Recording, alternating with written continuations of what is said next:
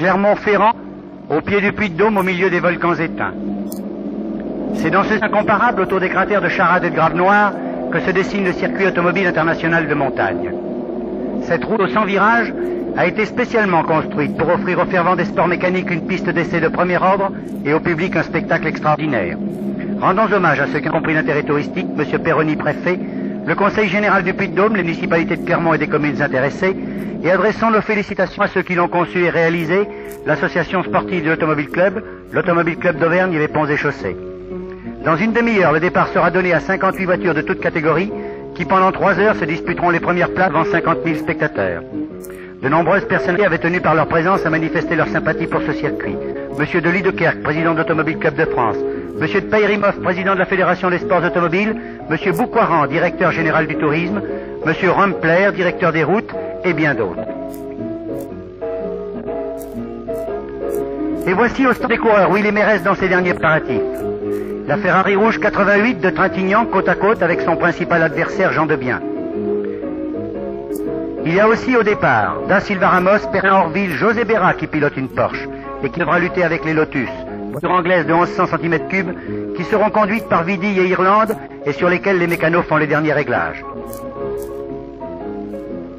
Pendant que Guichet ravitaille, Stager place son Altéo. Plus loin, les Baies, les Renault, les Alpines, les Panhard, les Bristol, les Triomphe. Monsieur Roche, qui assume la responsabilité de la course, réunit aussitôt les pilotes pour leur rappeler le règlement et leur donner ses instructions pour le départ. Reconnaît très attentif Vidi, Trintignant, Guichet, Monrez, Michy, Condrier, Vinatier. Et pendant que la voiture balai va faire un dernier tour, un cordon de gendarmerie évacue la piste.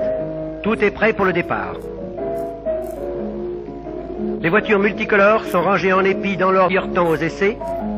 Les pilotes ajustent leurs casques et leurs gants et vont se placer dans le petit cercle qui fait face à leur voiture. C'est l'instant solennel du départ.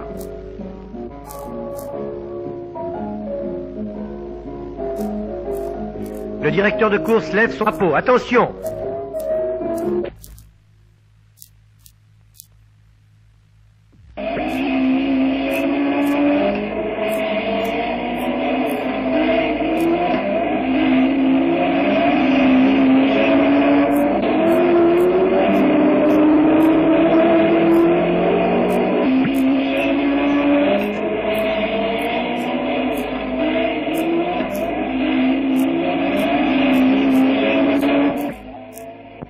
Mérès qui est parti le premier est sauté par Jean Debien dans la ligne droite. Et c'est lui qui est en tête à la courbe de Charade, talonné par la meute des Ferrari. Mérès, Trintignant, Guichet, Orville, Pertin, une Alpha, la Lotus d'Irlande. Et tandis que les premiers sont déjà dans la descente, les autres s'égrènent encore au grand balcon. Mais Jean Debien débouche à Grave-Noir à 150 km/h, suivi de Mérès, Trintignant, Guichet, Orville, une Alfa Romeo qui s'est faufilée. Et Irlande qui a l'air de s'accrocher au Ferrari malgré sa petite cylindrée. Pendant que nous suivions ces voitures, la 42 a quitté la route dans le virage et s'est retrouvée en tête à queue sur le talus. Pas trop de mal, de la tôle froissée, quelques coups de poing, et il pourra repartir. Mais Jean Debien est déjà Champeau, suivi de Mérès, et il aborde les virages en S avec une certaine lourdeur. Les virages sont courts, il n'est pas à son aise avec sa Ferrari, et il ne peut employer toute la puissance de sa voiture. Au moins, l'épingle de tête est négociée en seconde, et les voitures s'éparpillent déjà avant la fin du premier tour. Nous sommes maintenant à l'épingle rosier, juste avant les tribunes. Qui va passer le premier? C'est Jean Debien qui essaie de distancer ses camarades d'écurie et qui aborde la ligne droite des tribunes en faisant hurler son moteur. Il est suivi de Mérès et de Trintignant.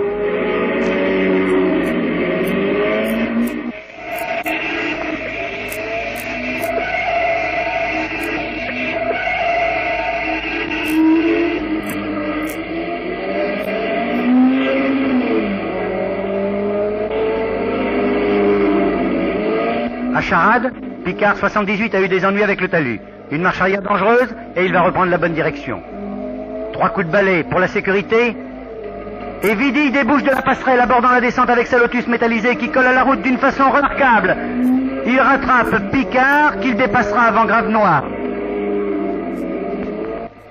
Mais que se passe-t-il? Picard range sa Ferrari dans une carrière, personne n'a le droit de l'aider. Il descend vérifier ses roues qui ont dû souffrir dans le talus. Non, c'est un amortisseur et Picard sera handicapé. Il gronde encore au loin. Au grand balcon, les petites cylindrées mènent bon train.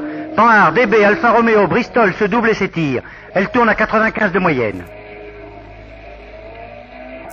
Mais voilà Guichet, 74, qui retarde et fonce à mort dans la descente de Charade. Y a-t-il du mal?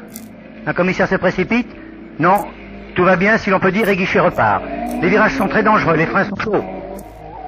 Guichet évolue avec aisance sur son Alpine en négociant ses virages à près de 100 à l'heure.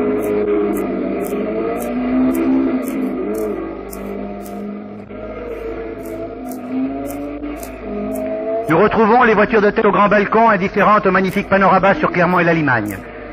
Jean Debien, grand pilote, mène le train avec vigueur. Il a le circuit en main, ses dérapages sont bien contrôlés, il descend à près de 120. Trintignant le suit, il a sauté Mérès. Il est suivi de Mérès et d'Irlande sur 50 sur sa Lotus verte qui est maintenant en 4e position et qui a gagné 6 places depuis le départ. Au grand balcon, une voiture se retournée, le pilote est blessé. Un commissaire court au téléphone demander une ambulance.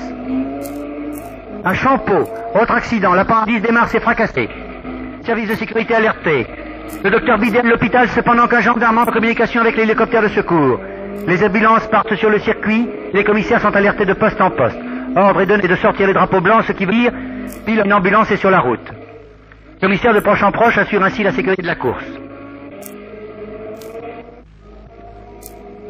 Les blessés sont pris en charge et ramenés au poste de secours pendant que l'hélicoptère qui surveille les opérations s'approche de l'aire d'atterrissage prévue aux tribunes derrière les stands de ravitaillement.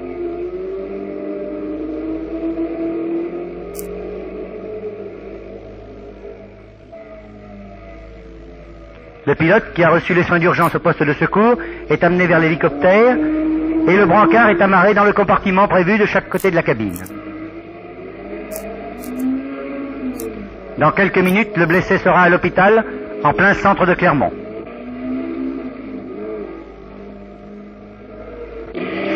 Pendant ce temps, la ronde continue au grand balcon. Sur 58 voitures au départ, il en reste 40 en piste. La descente de Charade éprouve les freins et les boîtes et beaucoup n'ont pas résisté.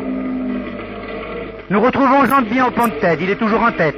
Il aborde l'épingle en seconde à plein régime. Trintignant le suit de près, menant sa course sagement, mais avec régularité. Et c'est Tante qui passe le 3e. Il a sauté Mérès, trop de retard et peu à peu du terrain. Si la mécanique ne casse pas, ce jeune pilote anglais promet une belle course. Il a donc devant lui Trintignant 88 et Jean Debien 76 qui poussent de plus en plus. Au poste de chronométrage, dans le bruit assourdissant des passages, les voitures sont pointées à chaque tour, les temps sont notés. 76 4-18, 12 24 46, 88 4-19, 50 4-17, 72 4-20, 80 4-18, 70 4-21, 52 4-23. Au centre de tête, bourré d'un public passionné, les paris sont ouverts. Il y a 2 heures que les voitures tournent, où en sommes-nous? Les Ferrari bouclent autour de 110 de moyenne, mais elles sont attaquées par Irlande et sa Lotus. Les 1500 tournent à 98. Les petites cylindrées se défendent très bien. On annonce Michi à 94, Loro à 98. Mais de nouveau, voici les voitures de tête. Jean Debien vient de passer Champeau en 3e, et il est déjà au pont de tête. Trintignant le suit à 100 mètres, sans forcer. Un coup de seconde, et il arrache sa Ferrari pour sortir du virage, utilisant au maximum la puissance de sa voiture. Trintignant, toujours accroché à la même technique. Et Irlande, qui a une voiture plus légère, gagne dans les virages ce qu'il perd en puissance dans les lignes droites. Il colle Trintignant, qu'il va essayer de sauter avant les tribunes.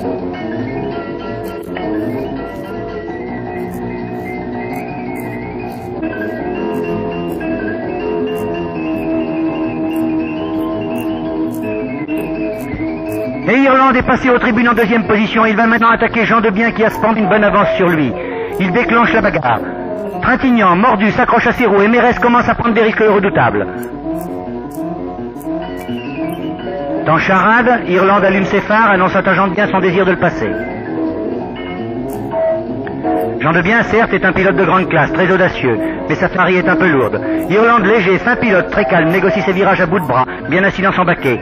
Il gagne quelques centimètres à chaque courbe. À l'épingle rosier, Jean Debien le sent derrière lui, freine au plus juste, coupe sec, cisaille en sa direction. Irlande, très calme, a l'air de glisser. L'un a la puissance, l'autre la légèreté. Derrière, c'est la corrida. C'est l'instant passionnant de la course. Le duel est inévitable. Qui va gagner? Dans quelques instants, nous avons commencé.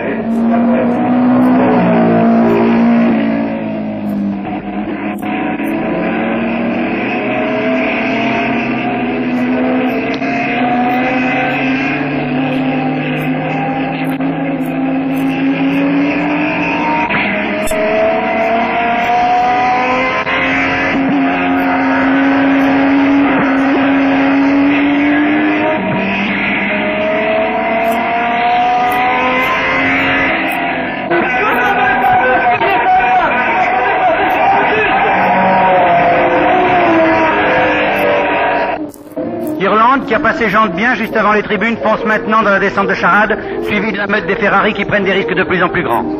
Comme si un aiguillon les avait piqués, les Ferrari, les Bristol, les Triumph et font crier leurs pneus. Il reste 40 minutes de course et les jeux ne sont pas encore faits. Irlande, qui a poussé son moteur, tiendra-t-il le coup? Et jante bien un dernier mot. À Grave-Noir, après avoir débouché à 180 à l'heure, elles attaquent la montée de Champeau. L'alternance bien dosée des virages, des droites, des côtes, des descentes donne à chacun chance. C'est le grand avantage de ce circuit d'Auvergne. Il reste 30 voitures en course. Et si les performances des petites cylindrées sont excellentes, elles ne font qu'au côté spectaculaire des grosses voitures.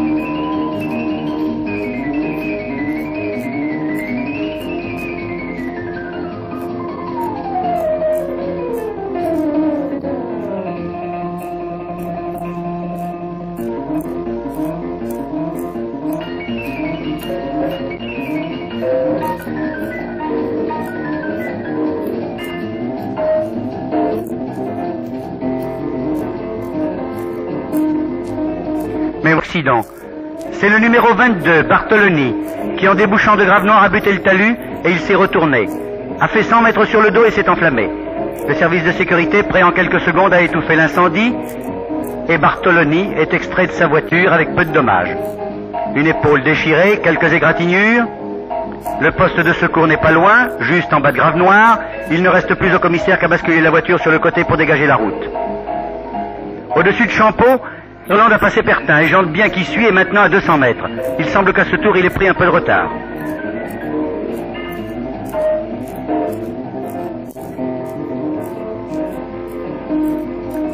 Irlande, qui a gagné de plus en plus du terrain, va passer les tribunes avec la régularité d'une montre.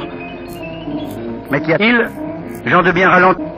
Il va s'arrêter à son arrière endommagé, il est allé au talus. Et il a besoin d'essence. Dommage. Irlande, qui n'a pas eu le temps de s'en apercevoir, ne ralentit pas son allure. Il sait qu'il reste encore 25 minutes. Mais la mécanique tiendra-t-elle? Car c'est là le but de la course. On n'économise pas le moteur, on n'économise ni les freins, ni les boîtes, ni les amortisseurs, ni les pneus. Il faut que tout tienne pendant 3 heures à ce banc d'essai impitoyable. Le pilote aussi doit tenir. Avec adresse et intelligence, la victoire ne résulte que de la bonne harmonie de ces deux éléments, et chacun le sait bien.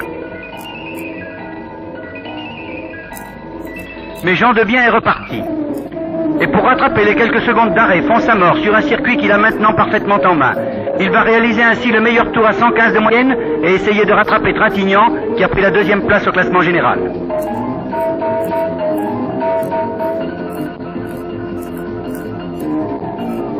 Mais Trintignant, stimulé par Irlande qui le précède, aiguillonné par Jean de Bien, cherche à maintenir sa place. 180 heures à la montée de Champeau. Et il aborde les aises qui précèdent le pont de tête. Saute 3 concurrents à la fois et enfonce l'accélérateur, emmène le paquet dans les épingles.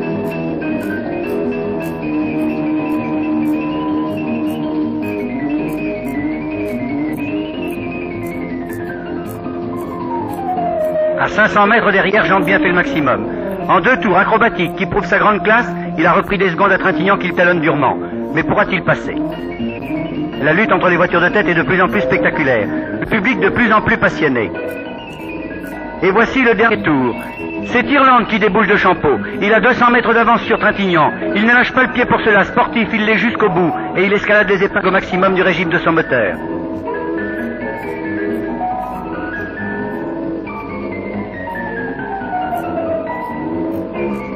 Il rattrape la Lotus de Vidy, son camarade d'écurie, et par coquetterie sans doute se présentent ensemble à la ligne d'arrivée sous les applaudissements de la foule, devançant Trintignant, qui a mené sa course avec mesure, et bien malchanceux, mais qui a fait une remontée étourdissante dans les dernières minutes.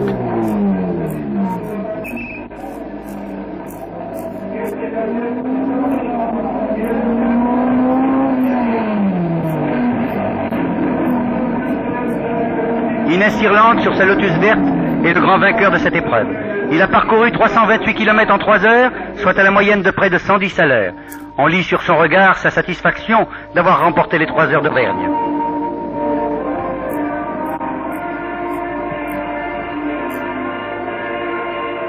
Les gagnants de chaque catégorie sont très entourés et donnent leurs impressions sur la course et sur le circuit qui a conquis d'emblée les techniciens et les pilotes. Félicitons ceux qui en ont eu l'idée. Félicitons ceux qui ont eu l'idée de placer cette belle route dans le site remarquable des Volcognes, à 2 pas de Clermont-Ferrand. Félicitons les organisateurs et tous ceux qui l'ont réalisé. Bravo Irlande, Trintignant, Bérin, Vinatier, Laureau. Bravo, brillant vainqueur de cette magnifique épreuve d'avenir.